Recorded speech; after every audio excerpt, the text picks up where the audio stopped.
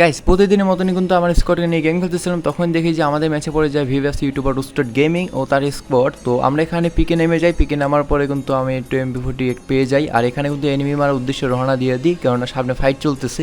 এখানে যদি third party করতে পারি তাহলে ভালোই হয়, খারাপ হয় না। আর এখানে দেখি কিন্তু রোস্টেড গেমিং আরও একটি কিল করে ফেলছে, কিন্তু আমি বুঝতেছি না রোস্টেড গেমিং কোথায়, পিকে নামছে না কোথায় নামছে সেটা বলতে পারতেছি না। আর সামনে একটা গুলোয়ার মেরে দিয়ে একটা এনিমি আমি দেখতে পাই, তো এটাকে আমি নক করে দিই। আর দেখি যে ভাই আমি সেই ভিভাসটাকে নক করছি, রোস্টেড গেমিংকে একটু টিম আপ করার চেষ্টা, কিন্তু এখানে কিন্তু কনফার্ম হয়ে যায়। তো এখানে আমার টিমমেটকে রিভাইভ দিতে যাই, তখন দেখি যে আরও একটা প্লেয়ার নিচে রিভাইভ দিচ্ছিল, তখনই আমরা দুজনে মিলে কিন্তু তাকে নক করে দিই। আর এখানে দেখি যে আরও একটা ভিভাস ইউটিউবার, সেটা হচ্ছে দিবস গেমিং আমাদের, তো তাকে আমি নক করে দিচ্ছি MP40 জাতা দিয়ে, আর এখানে কিন্তু সেও কনফার্ম হয়ে যায়। তো আমি এখানে দিবস গেমিংকে মারার পরে আমার টিমমেটের সামনে একটা প্লেয়ার থাকে, তো মারতে গিয়ে দেখি যে রোস্টেড গেমিংকে আমার টিমমেট মেরে দিয়েছে। আর এখানে কিন্তু আমি একটু লুট করে কিন্তু সামনে মিরাজের দিকে যাই, আর মিরাজও দেখি যে ভালো একটা ফাইট নিচ্ছে, এমনকি দিবস গেমিংকে মেরে দিয়েছে। আর এখানে কিন্তু পিকে আমরা আমাদের স্কোয়াড মিলে কিন্তু ভিভাস স্কোয়াডটাকে কিন্তু ওয়াইপ আউট করে ফেলছি। গাইস যদি ভিডিওটি ভালো লেগে থাকে তাহলে অবশ্যই চ্যানেলটাকে লাইক সাবস্ক্রাইব করে দিবে।